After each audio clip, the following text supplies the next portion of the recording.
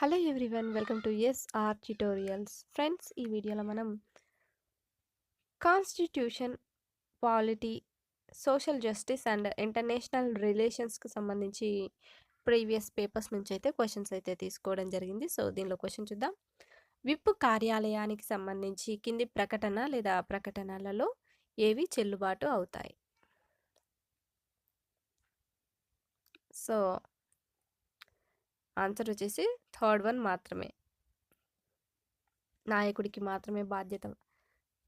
దిగువ పేర్కొనబడిన కోడ్లను ఉపయోగించి సరైన సమాధానాన్ని ఎంచుకోండి అన్నారు. ఆన్సర్ వచ్చేసి సో ఆప్షన్ 3. అన్ని రాజకీయ పార్టీలు, అధికార లేదా ప్రతిపక్ష పార్టీలకు పార్లమెంటులో వారి స్వంత విప్లు అనేవి ఉంటాయి అనేది విప్ కార్యాలయానికి సంబంధించి సరైన అంశం అన్నమాట. నెక్స్ట్ క్వశ్చన్ చూద్దాం. పబ్లిక్ బిల్లు మరియు ప్రైవేట్ బిల్లు మధ్య ఉన్నటువంటి వ్యత్యాసాల సందర్భంలో చెల్లుబాటు అయ్యే ప్రకటన లేదా ప్రకటనలను ఎంచుకోండి.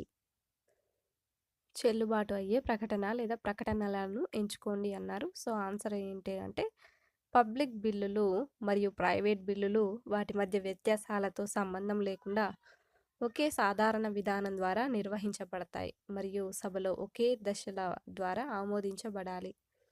సో ఇది సరైనదన్నమాట. ఆన్సర్ ఆప్షన్ ఫోర్త్ వన్ మాత్రమే. Next question.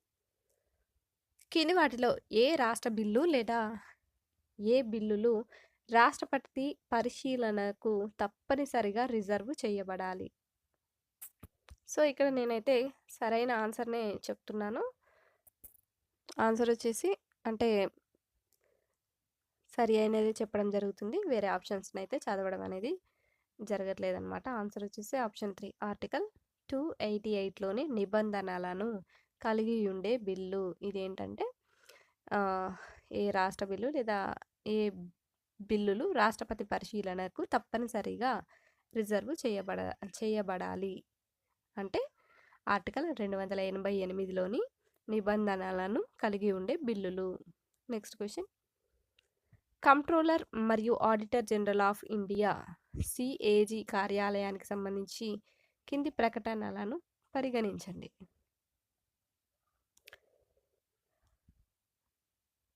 సరైనవి ఏంటి అంటే సెకండ్ ఆప్షన్ ఇంకా ఫోర్త్ ఆప్షన్. అవేంటో చూద్దాము.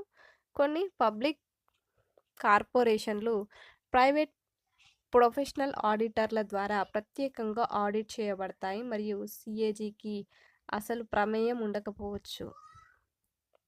ఇంకా సిఏజీ నియామకానికి భారత రాజ్యాంగం ఎలాంటి ప్రమాణాలను పేర్కొనలేదు.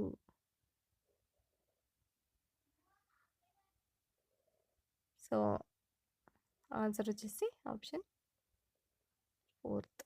నెక్స్ట్, వస్తువులు మరియు సేవల పన్ను జిఎస్టీ కౌన్సిల్కు సంబంధించి కింది వాటిలో ఏ ప్రకటన లేదా ఏ ప్రకటనలు చెల్లుబాటు అవుతాయి?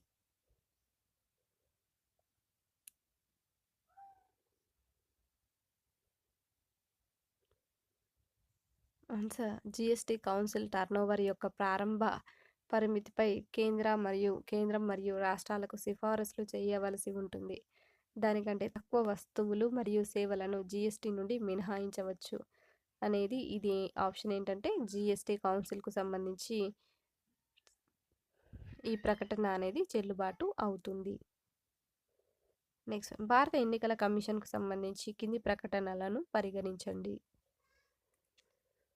First option. భారత రాజ్యాంగం పదవీ విరమణ చేస్తున్న ఎన్నికల కమిషనర్లను ప్రభుత్వం ఎటువంటి తదుపరి నియామకం చేయకుండా నిషేధించింది అనేది తప్పు.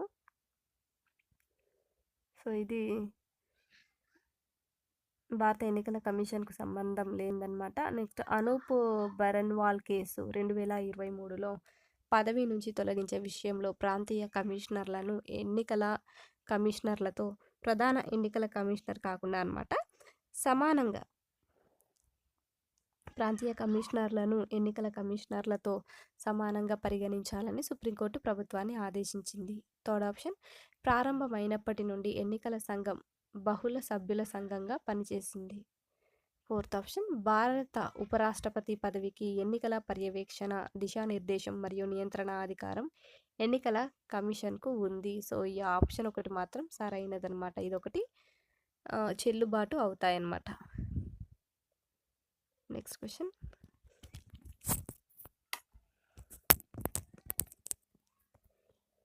కేంద్ర రాష్ట్ర సంబంధాల విషయంలో కింది ప్రకటన లేదా కింది ప్రకటనలలో ఏవి చెల్లుబాటు అవుతాయి?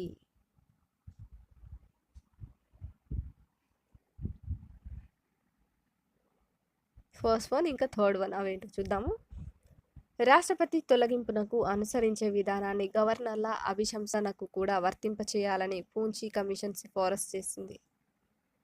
ఇంకా అంతరరాష్ట్ర సంఘము ఏర్పాటుకు సిఫారసు చేసిన మొదటిది సర్కారియా కమిషన్ కాదు. సో ఆన్సర్ వచ్చేసి ఫస్ట్ వన్ ఇంకా థర్డ్ వన్ ఇవి చెల్లుబాటు అవుతాయి. కేంద్ర రాష్ట్ర సంబంధాల విషయంలో ప్రకటనలు అనేవి చెల్లుబాటు అవుతాయి. Next one. కేంద్ర మరియు రాష్ట్రాల మధ్య పన్ను రాబడి పంపిణీకి సంబంధించి కింది ప్రకటనలను పరిగణించండి.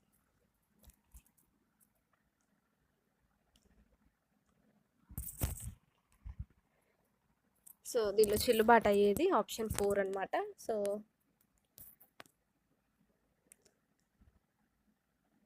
భారత రాజ్యాంగంలోని ఆర్టికల్ 269 కిందకు వచ్చేటటువంటి పన్ను వర్గాల నికర ఆదాయం భారత కన్సాలిడేటెడ్ ఫండ్లో భాగం కాదు అనేది చెల్లుబాటు అవుతాయి.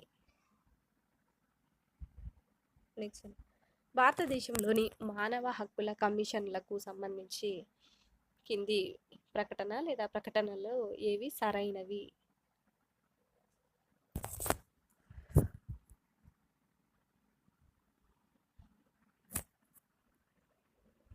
సరైనవి ఏది కూడా లేదన్నమాట. సో ఇక్కడ ఆప్షన్స్ అయితే ఈ విధంగా ఉన్నాయి.